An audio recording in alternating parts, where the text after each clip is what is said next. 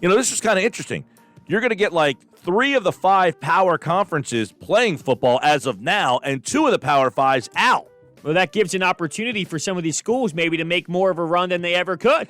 What does it all mean? Are they realistically going to play in the spring? How does it affect some of the local schools like Rutgers and Penn State? Tyler Donahue covers Penn State, and he obviously used to work here at 97.3 ESPN. He also worked in the recruiting office at Rutgers, so he knows both of those schools very, very well and can give us some insight on what this means for the schools and the conference. And we talked about a month ago, pal.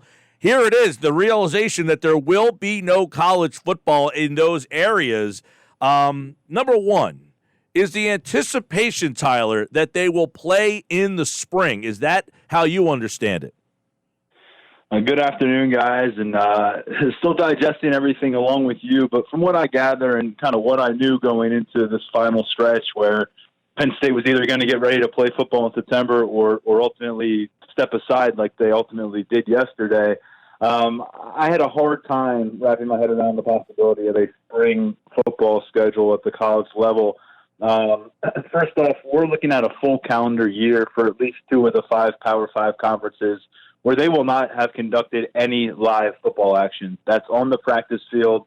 That's on game day. Penn State, as of now, they were four days of practice into their preseason camp when the Big Ten pulled the plug on the process. They had not yet put on shoulder pads. So we're talking about the last time this team wore shoulder pads was in Dallas, Texas in December, getting ready for the Cotton Bowl.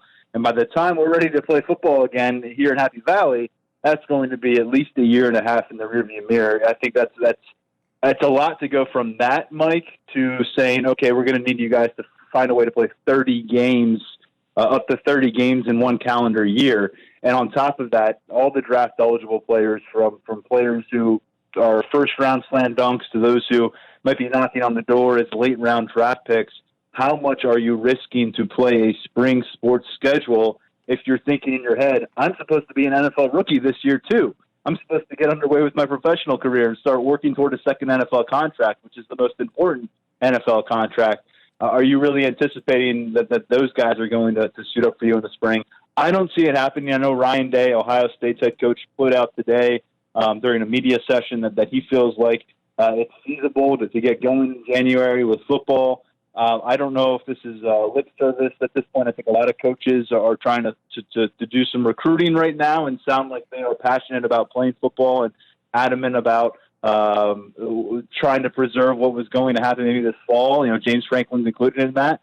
But the Big Ten, I got to say that they made this decision and they did it while their marquee head coaches, James Franklin, Ryan Day, Jim Harbaugh, Scott Frost, while those guys were publicly pushing for an opportunity to continue competing in preseason camp, I think the concern here, Mike, was they felt like it wasn't necessary to make this decision on August 11th, and they also felt like the Big Ten had not established the necessary safety net to make this decision and have leadership in a good spot to address issues that are now surfacing with players, with prospects, with parents, and with their school administration.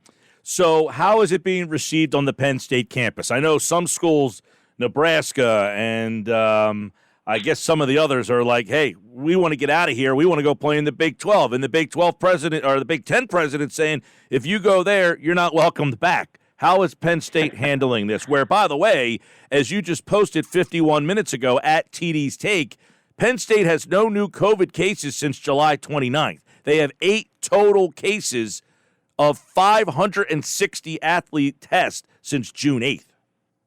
Right. So, it's a pretty strong sample size now. 2 months since Penn State football players began their phased return back here.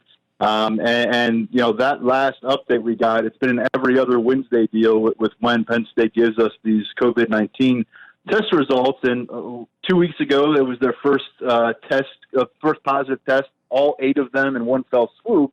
And now you tack on another 100 tests since then.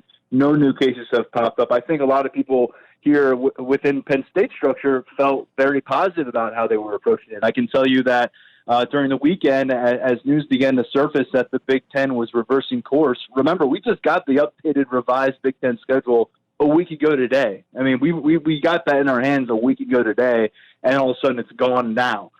So there was, positive momentum, I suppose, and here at Penn State. We saw the parents of players, the Parents Association, issue a letter about supporting their continued progress on the field, staying on track to try to compete in September. We saw players hit the social media, at least a quarter of the Penn State roster I saw out there joining the We Want to Play movement that has really taken up a lot of the college football social media spectrum in the last 3 to 4 days. And yet here we are sitting and we're not sure when Penn State is going to play football next.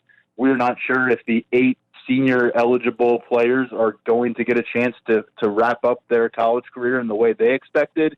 And we're also wondering now what happens to the group of high school seniors who are supposed to be graduating early, enrolling in January, and taking the scholarships of seniors that were supposed to depart.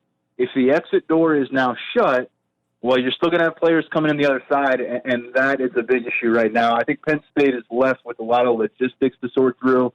They remain on track for students to resume on-campus learning for the first time since March. That is on August 24th. So there's a lot of moving parts here at Penn State, but I think overall they were very pleased about the approach, and the players and the coaches and the staff members, for football specifically, but I think across the fall sports calendar, they felt like they had earned the right to continue persevering and pushing to this. And at the end of the day, it wasn't going to be safe, then they would have understood. But I think to do it now so proactively and be the first Power 5 conference to do this, there's a lot of stinging right now. And we talked about this before. Beyond the athletic spectrum, those restaurants, those hotels, those bars, all the stuff that's downtown, those fall Saturdays are the foundation. Penn State football is just kind of ripped away from the identity here in 2020, and I think a lot of folks woke up today feeling foggy, to say the least. Tyler Donahue, Lions 24/7 at TD's Take. There will be no Big Ten this year in the fall, at least. We'll see about the spring. No Rutgers, no Penn State, no Michigan, no Ohio State, no Iowa, Minnesota. And by the way, Minnesota, who was coming off one of their best seasons of all time, the momentum there as well. How did things get here? And, you look at the immediate and long-term impacts of this. Yeah, well, so the Big Ten ultimately deemed that they just could not in good conscience move forward with the anticipation that they would attempt to even play a full fall sports calendar year, and then pushing it back into January and then reassessing as we get closer to 2021. This was a decision that was made not necessarily based on all the data we already have from the COVID-19 pandemic, but I think a major concern in the college athletics world, because look, the biggest defense you hear from people in saying, let's play football this year, is these are 18 to 22-year-olds. You look at the data, you don't see the deaths. You look at the data, you don't see a lot of harm coming to these kids, and much less these superior athletes who are in that age group. But what we don't yet know is the long-term ramifications of what acquiring COVID-19 will mean for you and your body in the months and years ahead. And there's been some concern among college leadership who are collaborating with medical experts that heart conditions especially could be in play here as a result of COVID-19 cases. So it's not necessarily, it's an asymptomatic issue, quarantine the kids and get them back playing football or whatever sport 2 weeks later. It's more, is there now a ticking time bomb in play with these athletes who are already recovered and seemingly fine? Are we going to learn down the road that they're in jeopardy? So I think with the open-ended nature of data collection, the Big Ten, it is a big bullet to bite for the Big Ten. We're talking about revenue that's going to reach 9 figures likely that Penn State isn't going to be without because of the lack of football here in 2020. It was a principled approach on their end, is what they'll tell you. But a first-year commissioner, Kevin Warren, certainly drawing some scrutiny here. And as you said, programs like Nebraska and Ohio State have publicly to this point kind of said they are not done exploring football options in 2020. I don't know what that means because feasibly what is realistic that they can pursue right now. We haven't actually heard from James Franklin since this announcement came out, so curious to hear if he'll join those guys or if he'll tell us they're packing up shop until 2021. But this is not a united front for the Big Ten, and it's not a good look for the Big Ten. But at the end of the day, I wouldn't be surprised if a month from now all these Power 5 conferences are in the same bandwagon. Yep. If that's not the case, though, and we're watching the SEC play football in November, you better believe the Big Ten is going to have egg on its face, and a lot of folks are going to wonder if it falls behind the Power 5 pack because of this decision. Well, it's funny you say that because, Notre Dame, which is an independent, is into the ACC schedule. You wonder if the Big Ten for a year could almost be an independent league, and all those leagues say, okay, the Big Ten's not going to support us. We'll just play an independent schedule and play each other. I think in my mind, you're almost. I woke up this morning trying to cling to hope for football here in the fall, and I'm thinking, can we just find someone who wants to gather the top 32 teams in the country and put together some kind of tournament that can go a few weeks? Because, look, you've got a lot of teams, and Penn State's included, that are pointing to this year as a potential special year. And the what-ifs are going to be astronomical. Penn State was number 7 in the preseason coaches poll that came out earlier this week. Ohio State, many believe Ohio State could be the number 1 team in the country this year. So those are the 2 marquee squads. But Wisconsin, Michigan, those programs, those fan bases always think this could be the year for them.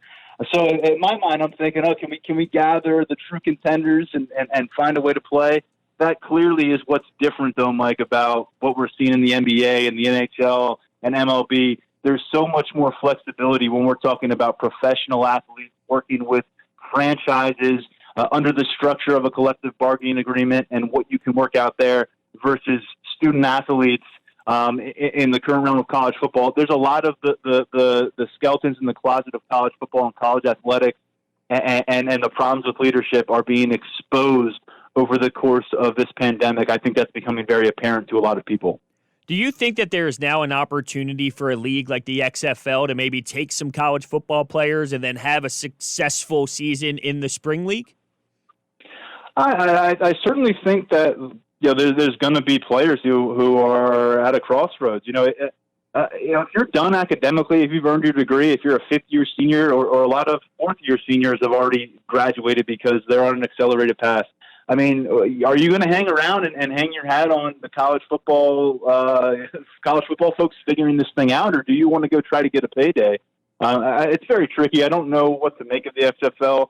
I was rooting for it when it resurfaced, and clearly the pandemic just suffocated the process for them. But if they're in action and they're out there and they're able to do that and go out and maybe pursue some players, I still think that's definitely a gamble. Because regardless of what you're diving into head first right now, if there's not a lot of guarantees, and you're not going to get a lot of guarantees in the XFL, you're rolling the dice because your college eligibility is gone. And at that point, if you're trying to enter the NFL as a free agent, the most recent film you have to point to is 2019. And by the way, talking about professional football, what is the NFL going to do if none of these Power 5 programs actually hit the field this fall? They will be working off of video from a year and a half at least before their draft process, and I think they're probably going to be leaning heavily on what guys can do in compression shorts while going through the combine stuff. Tyler Donahue, more on the Big Ten not playing football at TD's Take. And, of course, he, like all guests, appeared via the Boardwalk Honda hotline. There will be no Rutgers. There will be no Penn State. There will be no Big Ten. There will be no Pac-10 as well. We'll see what happens with the other Power 5s. We'll keep an eye on that for all the college football fans in the area. All right, bud, take care, pal. All right, take care. Thanks for having me on, guys.